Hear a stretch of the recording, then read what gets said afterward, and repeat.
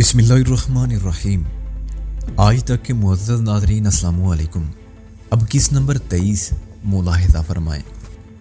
میں سلسلہ تو نہیں کہوں گا، لیکن میں کامیاب ہوا تو مجھے پرانی وزیر اینڈ کمپنی قائم کرنے کے لیے ایک مخلص، ایماندار اور قابل اعتماد ٹیم کی ضرورت ہوگی جس کی کمان تم کرو گے۔ تقدیر نے ساتھ دیا اور میں مالک بنا تو تم مینیجر بنو گے۔ غلام علی کا چہرہ فرط جذبات سے چمکنے لگا۔ انشاءاللہ، جی انشاءاللہ، اس نے وہ مشکل تمام کہا۔ میں نے جو کام بتائے ہیں یاد رکھنا۔ فون تم کسی بھی وقت کر سکتے ہو اور پیغام چھوڑ سکتے ہو اگر میں نہ ملوں۔ میں نے اٹھتے ہوئے کہا، ہاں یہ بتاؤ تمہیں کچھ معلوم ہے فیکٹری کا مالک کون ہے؟ جی۔ اس نے پھر جیب میں سے وہی اڑے ہوئے رنگ والا پرس نکالا۔ ان کا یہ کارڈ ہے، اس میں سب کچھ ہے، نام، پتہ، فون نمبر ہے۔ کارڈ پر نظر ڈالتے ہی میری نگاہوں کے سامنے خیرہ کن روشنی آ گئی۔ پھر دوسری سرچ لائٹس کی چکا چوند نے میرے سامنے اندھیرے کی چادر تان دی اور اس چادر سے ایک ہاتھ نکلا جو نائلون کی ڈوری سے بندھی ہوئی کار کی سخت گیند کو بڑی مہارت سے ایک دائرے میں گردش دے رہا تھا۔ میں پھر بیٹھ گیا۔ کارڈ پر لکھا تھا Chaudhary Dilawar, proprietor MW engineering complex. Sikandar صاحب، غلام علی کی پور تشویش آواز آئی، آپ کی طبیعت تو ٹھیک ہے نا؟ میں فوراً سنبھل گیا، ہاں طبیعت کو کیا ہونا ہے۔ میں نے مسکراتے ہوئے کارڈ کو جیب میں رکھ لیا۔ دراصل مجھے خیال آ گیا کہ ہم بل ادا کیے بغیر جانے کے لیے کھڑے ہوئے تھے۔ بات تو کچھ نہیں مگر صبح کی ہوتی ہے۔ نروس ٹائپ غلام علی نے اطمینان کا سانس لیا۔ وہ آسانی سے شک میں مبتلا ہو جانے والا شخص تھا اور اتنا سادہ دل اور سادہ لوگ کہ آسانی سے مطمئن بھی ہو جاتا تھا۔ جب ویٹر بل کی بقایا رقم لانے گیا ہوا تھا تو یکلخت مجھے ایک اور خیال آیا اور میں نے کارڈ نکال کے دیکھا، غلام علی۔ یہ MW تو پہلے بھی تھا، میر وزیر ڈی اس میں دلاور کے نام کا ہے، جس کا مطلب یہ ہوا کہ MWD ایک ہی کمپنی ہے اور یہ تینوں اس کے حصے دار ہیں۔ میرا اندازہ درست تھا، تم اپنا کام کل تک مکمل کر لو گے۔ وہ تو جناب مینیجر کے آنے پر ہے، غلام علی نے کہا، جو میرا اندازہ درست ہونے سے بھی متاثر ہوا تھا۔ دیکھ لیتے ہیں، اگر وہ آج آ گیا تو کل تک فہرست آپ کو مل جائے گی۔ مینیجر آ گیا تھا۔ جب ہم واپسی پر میر وزیر اینڈ کمپنی کے سامنے سے گزرے تو نیچے سڑک کے کنارے ایک نیلے رنگ کی ٹویوٹا کراؤن گاڑی کھڑی ہوئی تھی۔ غلام علی نے مجھے بتایا کہ یہ چاروں دکانیں جو آفس کے نیچے ہیں اپنی ہی ہیں اور گودام کے طور پر استعمال ہوتی ہیں۔ پہلے ان کو کرائے پر حاصل کیا گیا تھا، پھر خاصی قیمت دے کر خرید لیا گیا، لیکن ان کو آج تک کھلتے بند ہوتے نہیں دیکھا گیا۔ غالباً آفس ہی سے کوئی راستہ نیچے اترنے کا ہے۔ میں نے یہ بات نوٹ کر لی اور غلام علی سے کہا وہ 1 گھنٹے بعد آئے کیونکہ میں مینیجر سے ملاقات کرنا چاہتا ہوں۔ غلام علی سیدھا نکل گیا تو میں نے دروازے کو دھکیل کر زینے پر قدم رکھا اور اوپر پہنچا۔ زینے کے دائیں بائیں 2 دروازے تھے، دونوں ایک جیسی پالش کی ہوئی پلائی ووڈ کے بنے ہوئے تھے۔ دونوں میں اوپر صرف 1 فٹ چوڑا شیشے کا فریم تھا۔ بائیں جانب کے شیشے پر سرخ رنگ سے لکھا ہوا تھا آفس اور دائیں طرف والے دروازے پر ڈائریکٹر تھے۔ میں نے ڈائریکٹر کے کمرے کا دروازہ دھکیلا اور اندر سے بند پا کے دستک دی۔ 2 منٹ بعد ایک لڑکی نے مجھے حیرانی اور خفگی سے دیکھا۔ وہ کوئی اینگلو انڈین تھی یا گوا کی رہنے والی، اسکرٹ پہنے ہوئے 22-24 سال کی سانولی اور بڑے بڑے بدن والی لڑکی، جس کے لیے لباس بدن کی نمائش کا ذریعہ تھا۔ اس کے بال شانوں تک کٹے ہوئے اور کسی ماہر ہیئر ڈریسر کی محنت سے بنا ہوا بسوئی ریشم کا ڈھیر تھے جو پھسل کر پھیلتا تھا اور سر کی ایک جنبش سے پھر سمٹ جاتا تھا۔ اس نے لپسٹک ابھی ٹھیک کی تھی۔ یس، وہ انگریزی میں بولی، کیا چاہیے تمہیں؟ مجھے مسٹر ڈی سلوا سے ملنا ہے۔ میں نے کہا سوری، وہ بھی یورپ کے دورے سے واپس آئے ہیں اور آج کسی سے نہیں مل سکتے۔ وہ بولی، لیکن میں ان سے پوچھ کے آپ کو کل کے لیے اپائنٹمنٹ دے سکتی ہوں، آپ یہاں انتظار کریں۔ کرنا ہی پڑے گا، میں نے کہا اور وہ تھوڑا سا مسکرا کے واپس ہوئی۔ 10 سیکنڈ بعد میں اندر داخل ہو گیا، اس طرح کہ اسے خبر بھی نہ ہوئی۔ قالین پر بے آواز قدموں سے چلتا ہوا میں تقریباً اس کے ساتھ ہی ڈی سلوا کے کمرے میں داخل ہو گیا۔ ڈی سلوا گھومنے والی کرسی پر بیٹھا تھا اور اس کے پاؤں میز پر رکھے ہوئے تھے۔ اس نے کوٹ اتار کے کرسی کی پشت پر لٹکا دیا تھا اور ٹائی ڈھیلی کر کے قمیض کا اوپر والا بٹن کھول لیا تھا۔ اس کی سیکرٹری نے ایک واجبی سی چیخ ماری جو برہمی، افسوس، پریشانی کی علامت تھی۔ وہ وضاحت کرنا چاہتی تھی کہ مجھے اس نے روکا تھا۔ پھر مجھ سے مخاطب ہوئی کہ میں نے نامعقولیت کا ثبوت کیوں دیا۔ میز پر سے پیر نیچے کیے اور سیدھا بیٹھ گیا۔ تم پڑھے لکھے اور مہذب آدمی نظر آتے ہو، اس نے ایک گلاس کے باقی ماندہ مشروب کو خلق سے اتار کر کہا۔ تمہیں تجربہ نہیں ہوا کبھی کسی بزنس ایگزیکٹو کے کمرے میں جانے کا؟ اکثر ہوا ہے، میں نے کرسی گھسیٹ کر بیٹھتے ہوئے کہا۔ میں 4 سال انگلینڈ میں بھی رہا ہوں اور ہر جگہ میں نے یہی دیکھا ہے کہ مالک کبھی اپنے ماتحتوں کے کمرے میں جانے کے لیے ان سے اپائنٹمنٹ نہیں لیتے۔ ناؤ لک ہیئر مین، اس نے برا سا منہ بنایا، تمہیں کوئی کام ہے مجھ سے تو بولو۔ مسٹر ڈی سلوا، میں نے اسی بے نیازی کے ساتھ جیب سے سگریٹ نکال کے لائٹر جلائی۔ مجھے یہاں کی صورتحال دیکھ کر مایوسی ہوئی ہے۔ آفس بند ہے, اسٹاف غائب ہے. کیا تمہیں دلاور نے اطلاع نہیں دی تھی کہ شرافت علی کو قتل کر دیا گیا ہے اور تمہیں فوراً واپس آ جانا چاہیے؟ اگر نہیں دی تھی تو وہ سخت غیر ذمہ دار آدمی ہے, اور دی تھی تو تم. What is all this nonsense? وہ میز پر مکہ مار کے بولا. Who the hell are you? Take it easy Mr de Silva, میں نے سخت لہجے میں کہا. میں اس کمپنی کا مالک ہوں, وزیر خان کا بیٹا سکندر بخت. حسب توقع یہ ڈرامائی اعلان بم کا دھماکہ ثابت ہوا. ایک لمحے کے لیے ڈی سلوا کا سانس رک گیا اور اس کی آنکھیں مجھ پر جم کر رہ گئیں. اس کی سیکرٹری کا رنگ اٹھ گیا. اس نے فوراً مراجعت اختیار کی اور نکلتے ہوئے دروازہ بند کر گئی. ایئر کنڈیشنر ابھی چلایا گیا تھا, چنانچہ کئی دن بعد بند رہنے والے آفس میں مبہوس ہوا کا اثر باقی تھا. تمہیں یقین نہیں آ رہا ہے کیا؟ میں نے سنجیدہ لہجے میں کہا. ڈی سلوا ہوشیار اور ذہین آدمی تھا. اس نے فوراً خود کو سنبھال لیا اور مسکرایا. نہیں, یقین نہ کرنے کی کوئی وجہ نہیں مسٹر سکندر, اس نے قطعی بدلے ہوئے لہجے میں کہا اور ہاتھ بڑھایا. Welcome to Pakistan. وہ بڑا اچھا اداکار بھی تھا.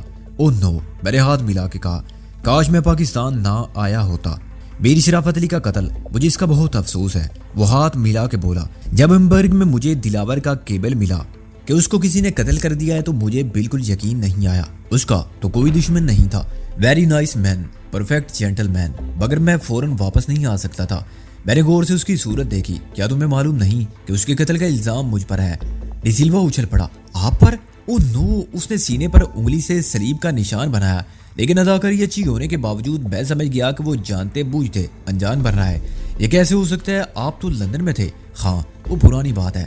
تازہ ترین بات یہ ہے کہ پولیس نے قتل کا الزام مجھ پر عائد کر دیا تھا اور مجھے گرفتار کر لیا گیا تھا, لیکن میں ضمانت پر رہا کر دیا گیا اور اب مقدمہ چلے گا. میں نے سپاٹ لہجے میں کہا. لیکن اسے یہ حقیقت نہیں بدلتی کہ میں اس کمپنی کا مالک ہوں. آف کورس, وہ بولا. لیکن مسٹر سکندر, آپ میری قانونی مجبوریوں کو درگزر کریں گے. اگر آپ نے قانونی کارروائی کے بعد عدالت سے وراثت کا سرٹیفکیٹ حاصل کر لیا ہے تو میں آپ کو مالک تسلیم کرتے ہوئے آپ کا ہر حکم ماننے کا پابند ہوں. آپ وہ سرٹیفکیٹ مجھے دکھا دیجیے. اس کی عدم موجودگی میں اگر میں آپ کو اس دفتر کی حدود میں قدم رکھنے سے بھی روکنا چاہوں تو اس کا مجاز ہوں. آف کورس, میں نے اسی کے لہجے میں کہا. میں خود کوئی غیر قانونی کام کرنا پسند نہیں کرتا اور اس فرض شناسی کے مظاہرے کا بالکل برا نہیں مانوں گا. ویسے تمہاری اطلاع کے لیے وراثت کے سرٹیفکیٹ کے لیے کیس فائل کر دیا گیا ہے. اس میں وقت تو لگے گا مگر زیادہ نہیں. بہت سینئر ایڈوکیٹ میری پیروی کر رہے ہیں. وہ سب ٹھیک ہے, ڈی سلوا نے کہا. آپ کے حق ملکیت کو کوئی چیلنج نہیں کر رہا ہے, لیکن وہ مرڈر چارج بہت سیریس ہے اور کون کہہ سکتا ہے کہ فیصلہ کیا ہوگا. میری خواہش ہوگی کہ آپ باعزت طور پر بری ہو جائیں, مگر یہ قانونی معاملہ ہے. کوئی بات قبل از وقت آپ بھی نہیں کہہ سکتے. ہاں, پھانسی ہوگی تو اور بات ہے, میں نے کہا. لیکن عمر قید کی صورت میں بھی مالک میں رہوں گا. تاہم میں کسی الجھن یا قانونی چکر میں نہیں پڑنا چاہتا. اس نے اپنی بات جاری رکھی. آج تو آپ سیدھے اندر آ گئے, لیکن اگلی مرتبہ یہ خیال رکھیے گا کہ وراثت کا سرٹیفکیٹ ہاتھ میں ہونا چاہیے, ورنہ آپ کو ٹریس پاس کرنے کے جرم میں پولیس کے حوالے کر دیا جائے گا. ایک موقع کیوں دے رہے ہو؟ میں نے کہا. اسی وقت کوشش کیوں نہیں کرتے؟ وہ کچھ دیر میری طرف دیکھتا رہا, پھر اس نے جھک کر کھلی دراز میں سے کوئی چیز اٹھائی. جب اس کا ہاتھ سامنے آیا تو اس میں ایک ریوالور تھا. اس نے ریوالور کو بیز پر رکھ دیا. ناؤ پلیز گیٹ آؤٹ, وہ بولا.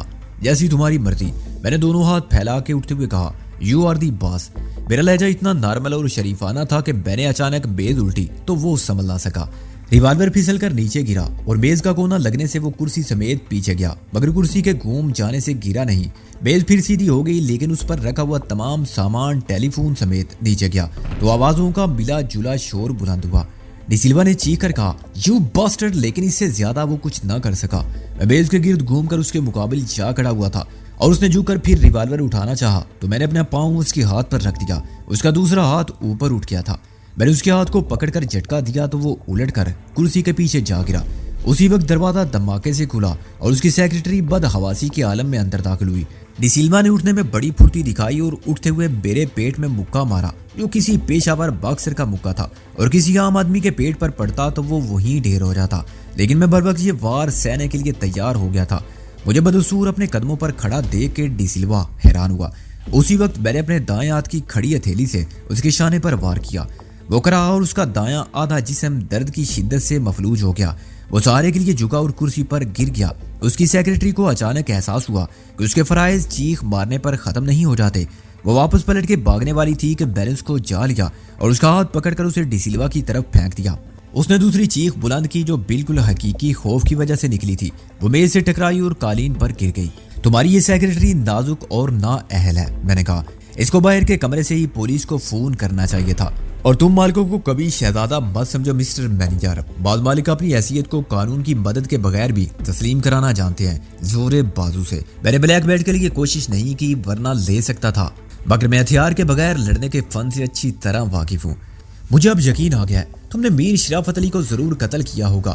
وہ مجھے خون آشام نظروں سے گھورتا رہا، لیکن میں تم سے سمجھ لوں گا میرا نام ڈی سلوا ہے اور میرا نام سکندر ہے، الیگزینڈر دی گریٹ کے نام پر۔ میں نے ریوالور اٹھاتے ہوئے کہا، تم اگر اس یقین کی بنیاد پر عدالت میں میرے خلاف بیان دینے کے لیے آنا چاہو تو ضرور آنا۔ تمہاری یہ سیکرٹری 10 منٹ میں اٹھ کھڑی ہوگی، اس وقت تک تم بھی ہلنے جلنے کے قابل ہو جاؤ گے۔ چاہو تو پولیس کو فون کر دینا۔ تمہارے لیے کچھ ثابت کرنا ذرا مشکل ہوگا، کیونکہ اس وقت میں دوسری جگہ ہوں جہاں میری موجودگی کے گواہ وکیل اور ڈاکٹر قسم کے معتبر لوگ ہیں۔ میں نے ریوالور کو خالی کر کے گولیاں جیب میں ڈالی، ریوالور کو رومال سے صاف کیا اور ڈی سلوا کی طرف پھینک دیا۔ اشاریہ 32 کی یہ گولیاں ہمارے کام آ سکتی تھی، مگر اس وقت میں نے اس کو مٹھی میں یوں رکھا جیسے میرا ارادہ باہر جا کے ان کو پھینک دینے کا ہے۔ اس کے بعد میں اطمینان سے نیچے اتر گیا۔ بال روڈ چند قدم کے فاصلے پر تھی اور ریگل کے بس سٹاپ پر مجھے رکشہ مل گیا جس نے 11 بجے مجھے میو ہاسپٹل پہنچا دیا۔ ہاسپٹل کے اندر پھرنے والے ایک بچے سے میں نے 2 اردو کے اور ایک انگریزی کا اخبار خریدا اور امراض کلب کے وارڈ میں پہنچا تو مجھے محسن اور رابعہ برآمدے میں کھڑے دکھائی دیے۔ ابھی تک تو سب خیریت ہے، رابعہ نے میرے پوچھنے پر کہا۔ ڈاکٹر 24 گھنٹے پورے ہونے سے قبل کوئی بات یقین کے ساتھ بتانے کے لیے تیار نہیں اور نہ ایک نظر دیکھنے کی اجازت دینے کے لیے۔ میرا خیال ہے تم گھر جاؤ، کچھ دیر آرام کر لو۔ میں نے کہا، رات بھر جاگتی رہی ہو، شام کو آ جانا۔ جاگتے تو تم بھی رہی ہو، وہ بولی، لیکن میرے اور محسن کے اصرار پر وہ جانے کے لیے تیار ہوگی۔ میں نے کہا کہ ہم ابھی تو یہاں موجود ہیں اور اگر گئے بھی تو ایک ساتھ نہیں جائیں گے یا وقفے وقفے سے چکر لگاتے رہیں گے۔ اس کے جانے کے بعد محسن اور میں برآمدے میں آمنے سامنے مختصر سے پارک میں لگی ہوئی بینچ پر جا بیٹھے جس کے اوپر ایک درخت چھتری کی طرح پھیلا ہوا تھا۔ اخبار دینے کی بجائے میں نے اسے ڈی سلوا سے اپنی مڑ بھیڑ اور غلام علی سے حاصل ہونے والی معلومات کے بارے میں بتایا۔ مجھے پہلے شک تھا، اب یقین ہے کہ مینیجر اسی گروہ کا ایک اہم رکن ہے۔ میں نے کہا، اگر شرافت علی اور دلاور مل کے یہاں کے معاملات کو سنبھالتے تھے تو ڈی سلوا آگے لائن ملاتا تھا اور کلیئر رکھتا تھا۔ وہ یورپ کا دورہ کر کے لوٹا ہے جو ظاہر ہے اپنے ناجائز کاروبار کے فروغ کے لیے ہوگا۔ اس نے یہ ظاہر کرنے کی کوشش کی تھی کہ اسے میرے بارے میں کچھ معلوم نہیں، مگر یار جب وہ تسلیم کرتا ہے کہ اسے دلاور کا کیبل ہمبرگ میں ملا تھا جس میں قتل کی اطلاع دی گئی تھی، تو کیا یہ ہو سکتا ہے کہ واپس آ کے وہ دلاور سے نہ ملے، تفصیلات نہ پوچھے اور اطمینان سے اپنے پرائیویٹ آفس میں شراب و شباب سے شغل فرمانے لگے؟ مجھے ڈی سلوا بھی دلاور سے کم خطرناک نہیں لگتا۔ فرق صرف یہ ہے کہ ڈی سلوا نوجوان اور جوشیلا ہے، دلاور ٹھنڈے دل و دماغ کا آدمی ہے۔ اگر اس نے فون کر کے دلاور کو بتایا کہ سکندر سے مار پیٹ ہو گئی ہے تو دلاور اسے ہی قصوروار ٹھہرائے گا کہ مشتعل ہونے کی کیا ضرورت تھی اور وہ معاملے کو آگے نہیں جانے دے گا۔ ڈی سلوا سے ملنے کا مقصد تو صرف یہ تھا کہ غلام علی نے جو کچھ بتایا ہے اس کی تصدیق ہو جائے۔ ہاں یہ بھی ہو سکتا تھا کہ وہ جھوٹا آدمی ثابت ہوتا، اس نے کہا، مگر غلام علی سے ملنا بہت اچھا رہا۔ میں نے یہاں سے فون پر بات کی تھی، منتری صاحب نے بتایا کہ پوسٹ مارٹم کے لیے کیس فائل کر دیا گیا ہے اور 1-2 دن میں سماعت ہوگی، گواہ تیار رہیں۔ ویسے سکندر، نہ جانے کیوں یہ مجھے ٹھیک نہیں لگتا۔ ایک اندیشہ ہے کہ پوسٹ مارٹم سے کچھ ثابت نہیں ہوگا اور فرض کرو ہوا بھی تو قتل کا شبہ کس پر ظاہر کیا جائے گا؟ بیر شرافت علی تو خود مر گیا، دلاور یا ڈی سلوا وغیرہ کو براہ راست ملوث نہیں کیا جا سکتا، ان کے خلاف ہمارے پاس کوئی شہادت نہیں ہے۔ رابعہ بھی زیادہ پرامید نہیں ہے۔ مسئلے کے 2 پہلو ہیں محسن، میں نے کہا، ایک یہ کہ متوفی وزیر خان کی موت طبی اسباب کا نتیجہ تھی یا نہیں، اور دوسرا یہ کہ موت طبی نہیں تھی تو قاتل کون ہے۔ دوسرے سوال کا جواب اتنا اہم نہیں جتنا ایک سازش کے وجود کو ثابت کرنے کے لیے میرے والد کی موت کا قتل ثابت ہونا۔ اس سے میرے کیس کو تقویت حاصل ہوتی ہے۔ یہ تو ثابت ہو ہی جائے گا کہ ایک لکھ پتی کیسی غربت میں مرا اور کس طرح مالک کے پرانے نمک خواروں کو اندھیرے میں رکھا گیا، اس کا ذمہ دار کوئی تو تھا۔ ہاں، اور جب یہ طے ہو جائے گا کہ بیر شرافت علی تھا تو یہی تیرے خلاف انتقامی کارروائی کے الزام کا ناقابل تردید ثبوت بھی بن جائے گا۔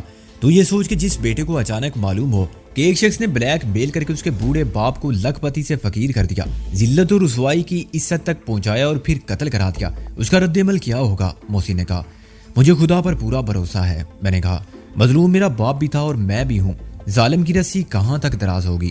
محسن نے مزید کچھ نہیں کہا اور مجھ سے ایک اخبار لے لیا۔ دوسرا اخبار میں نے دیکھا، اس میں شہر کی خبروں کے صفحے پر 2 خبریں تھیں۔ ایک میں چراغ دین کی کوٹھی کے سرونٹ کوارٹر سے ملنے والی سلامت شاہ کی لاش کا ذکر سیاق سباق کے حوالے سے تھا، چنانچہ اس میں میرا نام بھی آیا تاہم مجھ پر کسی قسم کے شبے کا اظہار نہ پولیس نے کیا، جن کے نزدیک وہ صفائی کا سب سے اہم گواہ تھا، اور نہ چراغ دین نے۔ اس نے اور گلاب خان چوکیدار نے اپنے بیان میں یہی کہا تھا کہ متوفی بہت ہی شریف النفس انسان تھا اور اسے کسی کی دشمنی کا تصور بھی نہیں کیا جا سکتا تھا۔ حسب معمول پولیس نے نامعلوم قاتلوں کے خلاف مقدمہ درج کر کے تفتیش شروع کر دی تھی۔ دوسری بہت مختصر خبر ایک گمنام مزار کے کھنڈر سے ملنے والی کسی فقیر کی مسخ شدہ لاش کے بارے میں تھی، جس کی شناخت نہیں ہو سکی تھی۔ فمانچو نے میرے کان میں کہا تھا، فقیر نہ آئے صدا کر چلے، فقیر نہ آئے صدا کر چلے، میاں خوش رہو ہم دعا کر چلے۔ لوگ ہمیں منشی اور ہم خود کو فمانچو کہتے تھے۔ ویسے تھے فقیر مزاج کے اعتبار سے بھی، مالی طور پر بھی، حلیے سے بھی، سورج سے بھی ہوئے برم کے خم جو رسوا، تو کیا ہوا، زندگی میں کون سے عزت دار تھے۔ سکندر، محسن نے اخبار رکھ کر کہا، تو نے دلاور کی صورت تو نہیں دیکھی تھی نا، پھر تو اسے کیسے پہچانے گا؟ پہچان لوں گا، وہ آواز سے شناخت ہو جائے گا۔ میں نے کہا، بے شک وہ اس وقت آواز بنا کے بول رہا ہوگا، مگر پھر بھی کہیں نہ کہیں لہجہ چگلی کھا جائے گا۔ اس کے علاوہ میں دیکھوں گا کہ وہ کس حد تک شاک پروف ہے۔ میرا خیال اس سے کچھ حاصل نہیں ہوگا، محسن نے کہا۔ اول تو مجھے تیرا یہ دعویٰ مبالغے پر مبنی نظر آتا ہے کہ تو اسے آواز اور لہجے کی کسی لغزش سے پہچان لے گا، پھر یہ کہ تو نے اسے پہچان لیا اور اس نے مان لیا کہ میں ہی چودھری دلاور ہوں، فرمائیے آپ کی کیا خدمت کروں، تو کیا کہے گا کہ ذرا تھانے چلیے، آپ سے کچھ اعتراف جرم کرانا ہے؟ کیا ثبوت ہے تیرے پاس کہ اس رات تجھے ہوٹل سے اٹھا کے لے جانے والا یہی چودھری دلاور تھا؟ وہ کہے گا جناب آپ پیے ہوئے تو نہیں ہیں، اس رات میں فلاں جگہ پر برتھ ڈے پارٹی میں شریک تھا، اور اس ہدایت کار کی کوٹھی کا کیا بنے گا مجھے تو یہ بھی معلوم نہیں کہ اس کا نام کیا تھا۔ ہدایت کار ہوتا کیا ہے ویسے؟ کیا جواب دے گا تو اسے؟ اگر حماقت میں آپ نے ایک قدم آگے بڑھاتے ہوئے یہ کہا کہ بدماش، اس چوکیدار کو کس نے مارا تھا جس کی لاش انڈر گراؤنڈ واٹر ٹینک میں پڑی ہے، تو وہ کہے گا اچھا آپ نے دیکھی ہے، پھر تو فوراً پولیس کو بتانا چاہیے۔ میں ہنس پڑا، یہ سب امکانات میرے ذہن میں ہیں، میں نے کہا، لیکن میں ایسی کوئی بات نہیں کروں گا، میں اسے خود کو متعارف کراؤں گا، اسی طرح جیسے میں نے خود کو ڈی سلوا سے متعارف کرایا تھا۔ اسے معلوم کروں گا کہ MWD انجینئرنگ کمپلیکس کے حصے داروں کی قانونی پوزیشن کیا ہے، اس کے کتنے مالک ہیں یا تھے، اور وزیر خان مرحوم اگر پارٹنر تھے تو ظاہر ہے ان کا وارث میں ہوں، اور میں اس لیے یہ معلوم کرنا چاہتا ہوں کہ میں نے وراثت کے سرٹیفکیٹ کے لیے کیس فائل کر دیا ہے۔ اداکاری مجھے کرنی ہے اور اسے یقین دلانا ہے کہ میں جانتے بوجھتے اسے یہ بتانے آیا ہوں کہ میرا حق وراثت سے دستبردار ہونے کا کوئی ارادہ نہیں ہے، میں اس کی دی ہوئی 1 مہینے کی مہلت کی پرواہ نہیں کرتا۔ چنانچہ میں نے حق وراثت کا کیس فائل کر کے اسے چیلنج کر دیا ہے کہ اب وہ جو چاہے کرے، میں اسے نہیں ڈرتا۔ وہ مشتعل ہوگا اور اس کا رد عمل فوری ہوا تو وہ وہیں مجھے بتا دے گا، دوبارہ مجھے دھمکی دے گا کہ برخوردار، میں نے کہا تھا کسی خوش فہمی میں مبتلا مت ہونا کہ ایک بار یہاں سے نکل گئے تو ہماری دسترس میں نہیں رہو گے، قانون کا تحفظ تمہیں بچا لے گا یا تم اپنی ذہانت اور چالاکی سے کام لے کر بچ جاؤ گے۔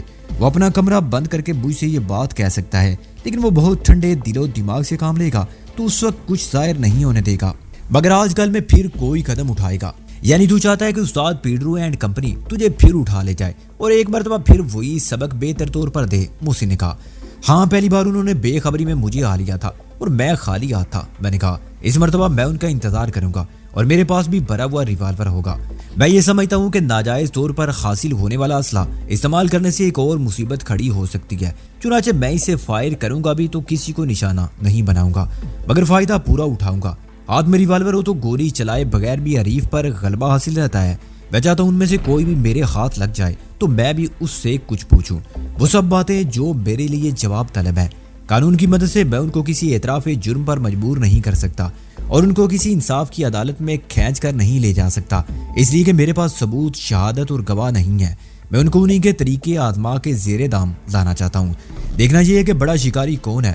اگر ملاقات کے دوران میں خود دلاور نے اپنے آپ کو مجھ پر ظاہر کر دیا تو یہ کھلی جنگ ہوگی، ورنہ اگلی مرتبہ کی شوٹنگ کہیں اور ہوگی۔ محسن، کردار جگہ بدل لیں گے، استاد پیڈرو کی جگہ تو لے سکتا ہے، دلاور کی جگہ بے اور میری جگہ دلاور، ہم بھی کوئی خالی کوٹھی تلاش کر لیں گے۔ تو دلاور کو اغوا کرنے کا پروگرام بنا رہا ہے؟ محسن نے کہا۔ اس کی دلچسپی اچانک بڑھ گئی تھی۔ ابھی تک بنایا تو نہیں مگر بنایا جا سکتا ہے، میں نے کہا، پہلے میں اسے پہچان لوں۔ شکاری کو بہت محتاط ہو کے جال پھیلانا چاہیے اور اپنے شکار کی نفسیات کو سمجھ کے وقت اور مقام کا انتخاب کرنا چاہیے، ورنہ وہ خود شکار ہو جاتا ہے۔ یہ آنکھ مچولی ہے جو شکار اور شکاری کے درمیان آخری بار کے تک چلتی رہتی ہے۔ پہلے میں شکار تھا، اب شکاری ہوں، تو اس کا مطلب یہ نہیں کہ زبردست ہوں۔ دلاور چیتے کی طرح چالاک، عیار اور شفاق ہے، لیکن میں خود کو اس سے کمتر نہیں سمجھتا۔ وہ نہ صحیح استاد پیڈرو میرے ہاتھ آ جائے۔ تفتیش کے سارے طریقے میں جانتا ہوں، دیکھ چکا ہوں اور بھگت چکا ہوں، کتابوں میں پڑھ بھی چکا ہوں اور ایجاد کر سکتا ہوں۔ قسم خدا کی اگر وہ پتھر کا مجسمہ بھی ہو تو میں اسے سچ بولنے پر مجبور کر دوں گا۔ ان حرامزادوں نے ایک بوڑھے بیمار کے ساتھ جو کچھ کیا ہے، اس کے بعد شرافت کے کسی سلوک کی گنجائش کہاں رہی ہے؟ میں بات کرتے ہوئے سخت مشتعل ہو گیا تھا اور خون کے سر میں کھینچ آ جانے سے میرا چہرہ دمکنے لگا تھا۔ تیرے دماغ کا ریڈیٹر گرم ہو گیا ہے، محسن نے کہا۔ ایسے گاڑی نہیں چلے گی۔ بات کرتا ہے عقل اور ذہانت کے کھیل کی، اور جذبات کی لہر آتی ہے تو خود پر قابو نہیں رہتا۔ شکاری کی تم پہلے اپنی نفسیات تو ٹھیک رکھ، کسی اور کی نفسیاتی کمزوری سے فائدہ اٹھانے سے پہلے یہ دیکھ لے کہ تیری اپنی کمزوری کیا ہے، ورنہ وہی ہوگا کہ شکار کرنے کو آئے شکار ہو کے چلے۔ معاف کرنا یار، آج پہلی مرتبہ ایسا ہوا ہے۔ میں نے کہا، پہلے کبھی مجھے مشتعل ہوتے دیکھا تو نے؟ مگر آدمی ہوں اور خطا سے مبرہ نہیں ہوں۔ شاعر نے فرمایا ہے کہ اچھا ہے دل کے ساتھ رہے پاسبان عقل، تو میرا پاسبان عقل ہے۔ مگر اگلے مصرے میں شاعر نے فرمایا ہے، لیکن کبھی کبھی اسے تنہا بھی چھوڑ دے تو برادر نسبتی دلاور سے ملنے آپ اکیلے جائیں گے۔ اسے براہ راست مجھ سے پرخاش نہیں، اور تیرے ساتھ جا کے میں اعلانیہ اس جنگ میں شریک ہونا اچھا نہیں سمجھتا۔ میں جاؤں گا کھانے کے وقفے کے بعد۔ میں نے گھڑی پر نگاہ ڈالی، ابھی 1 بجا ہے۔ چل ہم بھی کہیں تناول فرماتے ہیں، اس کے بعد تو واپس آ جانا، میں شاہ درہ چلا جاؤں گا، مگر پہلے بڑی بی کے بارے میں پوچھ رہے ہیں۔ ہم نے ایک ڈاکٹر سے ملاقات کی، اس نے کہا کہ صورتحال زیادہ تبدیل تو نہیں ہوئی ہے، لیکن کچھ امید پیدا ہو چلی ہے کہ خطرہ ٹل گیا ہے۔ رات تک افاقہ جاری رہا تو کل صبح ان کو اس یونٹ سے پرائیویٹ وارڈ میں منتقل کر دیا جائے گا۔ اس کے بعد ایک نظر دیکھنے کی اجازت ہوگی، مگر بات کرنے کی نہیں۔ ہمارے پوچھنے پر اس نے بتایا کہ شاید 2 دن بعد ان کی حالت اس حد تک بہتر ہو جائے کہ وہ بات کر سکے، لیکن کم سے کم 1 مہینے تک ان کو بستر سے اٹھنے کی اجازت نہیں ہوگی۔ یہ مدت 6 ماہ بھی ہو سکتی ہے۔ سیڑھیاں چڑھنے، وزن اٹھانے، محنت مشقت کا کوئی کام کرنے اور فکر و غم سے بچنے کی احتیاط تو تمام عمر کرنی ہوگی۔ میں اور محسن ہاسپٹل کے عقبی دروازے سے کنگ ایڈورڈ میڈیکل کالج کی طرف والی سڑک سے نیلا گنبد تک گئے۔ نعمت کدہ پہنچنے کے لیے انار کلی کے دوسرے کنارے تک جانے کی بجائے میں نے پاک ٹیوز کو ترجیح دی اور ہم بائیں جانب ہاسٹل کی عمارت کے ساتھ ساتھ چلنے لگے۔ بینک اسکوائر کی طرف سے کاریں مسلسل آ جا رہی تھی۔ اچانک میرے قدم رک گئے۔ میں پلٹ کر نیلے رنگ کی اس ٹویوٹا کراؤن کار کو دیکھنے لگا جو چند سیکنڈ میں مال روڈ کی طرف سے آ کے سیدھی انار کلی کے چوک کی طرف نکل گئی تھی۔ آگے بھیڑ تھی، چنانچہ میں یہ نہ دیکھ سکا کہ وہ کار دائیں جانب مڑی تھی یا سیدھی اس سڑک پر گئی جو لا کالج کے سامنے سے گزر کر ضلع کچہری والی سڑک سے جا ملتی تھی، اور پھر بائیں جانب وہی راستہ تھا جو بادشاہی مسجد اور منٹو پارک کی طرف سے راوی کے پل کی طرف جاتا تھا۔ پل کی دوسری طرف سے شاہ درہ کا علاقہ شروع ہوتا تھا جہاں MWD انجینئرنگ کمپلیکس بھی تھا۔ کیا بات ہے، محسن نے اخبار لپیٹ کر ڈنڈے کی طرح میرے شانے پر بجایا۔ ابھی ایک کار گزری تھی، نیلے رنگ کی ٹویوٹا کراؤن۔ میں نے کہا غالباً وہ ڈی سلوا کی کار تھی۔ ڈی سلوا کو میں نہیں دیکھ سکا، مگر مجھے یہ شک ہوا کہ اس میں پیڈرو بھی تھا۔ نیلے رنگ کی ٹویوٹا کراؤن، ایسی گاڑیاں تو شہر میں 2-4 ہی ہوں گی، اگر ایک ہو تو کوئی تعجب کی بات نہیں ہے۔ محسن بولا، نمبر یاد نہیں؟ نمبر یاد تو ہے، میں نے کہا، لیکن اس وقت نہیں دیکھ سکا۔ 2 بجے میں نے محسن سے کہا کہ آنے جانے اور چودھری دلاور سے ملاقات کرنے میں زیادہ سے زیادہ 3 گھنٹے صرف ہوں گے، اور میں شام 5 بجے تک لوٹ آؤں گا۔ امید ہے اس وقت تک رابعہ بھی آ جائے گی، اور ہم رات کو رابعہ کو اس کے گھر پر چھوڑ کے زامن رضوی صاحب سے کیے ہوئے وعدے کے مطابق رات کا کھانا ان کے گھر پر ان کے ساتھ کھا سکیں گے۔ پھر محسن واپس چل پڑا اور میں نے وہیں سے رکشہ پکڑا۔ رکشے والے نے فراخ دلانہ پیشکش کی کہ میں 25 روپے سکہ رائج الوقت علاوہ کرائے کے ادا کروں تو وہ مقبرہ جہانگیر کے باہر 1 گھنٹہ میرا انتظار کرے گا، مگر میں نے کہا کہ مجھے شاہدرہ میں چھوڑ کے وہ جب تک چاہے جہانگیر کے مقبرے کے باہر جس کا چاہے انتظار کرے، چونکہ مجھے جہانگیر کے مقبرے جانا ہی نہیں ہے، اس لیے میں کرایہ بامطابق میٹر نظر کر سکتا ہوں اور کچھ نہیں۔ بعد میں یہ دیکھ کر میری حیرت کی انتہا نہ رہی کہ میٹر کی رفتار رکشہ کی رفتار سے کتنی زیادہ تھی اور میٹر کس حد تک مالک کے ذہن کے تابع تھا۔ اس نے جو کرایہ ظاہر کیا وہ اصل سے تقریباً 25 روپے زیادہ ہی تھا۔ ابھی میرا احتجاج اور اس احتجاج پر ڈرائیور کا احتجاج شروع ہی ہوا تھا کہ ایک سارجنٹ نمودار ہوا جسے میں نے فوراً پہچان لیا۔ ارے حشمت خان، میں نے صدا لگائی اور ڈرائیور نے باوجود تمام فرار ہونے میں بہتری دیکھی۔ اس نے یہ نہیں دیکھا کہ حشمت خان نے اس بے تکلفی سے پکارے جانے کا کتنا برا منایا ہے۔ اس نے دھواں دھار باری برکم موٹر سائیکل ایک طرف روک لی۔ کیا بات ہے؟ اس نے خالص تھانے داری لہجے میں پوچھا۔ کچھ نہیں، بس تمہاری خیریت پوچھنی تھی، میں نے کہا۔ لیکن اس سے رکشہ والے کو نقصان ہو گیا، جائز کرایہ تک چھوڑ کے بھاگ گیا، ورنہ 25 روپے زیادہ مانگ رہا تھا۔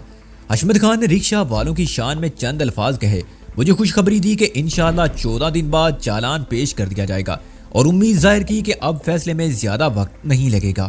میں اس کا اشارہ سمجھ گیا۔ اسے سلامت شاہ کے مارے جانے کے بعد میرے تختہ دار تک پہنچنے کے امکانات خاصے روشن نظر آنے لگے تھے۔ پھر چلتے چلتے اس نے پوچھا کہ میں کہاں پھر رہا ہوں، اور میں نے کہا مقصد ایصال ثواب و فاتحہ خوانی ہے کہ بیدار مبارک میرے جد امجد آقائے ولی نعمت فرمان روائے اقلیم ہند شیخ عرف سلیم پسر جلال الدین الموسوم با۔ اچھا، حشمت خان نے کہا، بابا شیخو کے بیدار پر فاتحہ پڑھنے آئے ہو یا کسی سے پوچھ لو، مجھے تو معلوم ہی نہیں، اور روانہ ہو گیا۔ میں نے مقبرہ جہانگیر کے پرشکوہ میناروں پر نگاہ ڈالی، جن کی سربلندی درختوں کی سرسبزی اور سرفرازی میں بھی نمایاں تھی، اور ہندوستان کی سزیم انصاف پرور شہنشاہ کی روح سے مادر چاہی کہ اگر 20ویں صدی کا ایک تھانے دار اتنا جاہل ہے تو اس میں میرا کوئی قصور نہیں ہے۔ پھر میں نے MWD انجینئرنگ کمپلیکس کی جستجو کا آغاز کیا۔ اکثر لوگ PWD کا پتہ بتانے پر آمادہ ہوئے، لیکن بلاخر خضر راہ نے میری منزل تک رہنمائی کی اور مجھے تقریباً 1 ایکڑ پر محیط کارخانے کے دروازے تک پہنچا گیا۔ فیکٹری آدھے رقبے پر پھیلی ہوئی تھی اور مخروطی چھت والی 4 لمبی بیرکوں کے علاوہ سرخ اینٹوں کی ایک عمارت پر مشتمل تھی، جس کا رنگ گہرا سرخ تھا۔ بند گیٹ کے اوپر نیم دائرے کی صورت میں سائن بورڈ نصب تھا، اور بائیں طرف کی دیوار پر کوئی جگہ خالی نہیں ہے کا بورڈ آویزاں تھا، جو کامل بے اسی کے ساتھ تمام بے روزگار اور تلاش معاش میں سرگرداں لوگوں کو کسی اور در پر جانے کا مشورہ دے رہا تھا، جہاں اسی قسم کے دوسرے بورڈ پہلے سے موجود تھے۔ گیٹ کے باہر 8 فٹ لمبا چوڑا پختہ کیبن تھا، جس کی کاؤنٹر ٹائپ کھڑکی کے پیچھے ایک اسمارٹ نوجوان بیٹھا جیمز بونڈ کا نیا ناول پڑھ رہا تھا۔ مجھے چودھری دلاور سے ملنا ہے، میں نے صاحب کے لفظ کو عمدن گول کر دیا اور بلا وجہ مسکرایا۔ نوجوان نے چونک کر مجھے دیکھا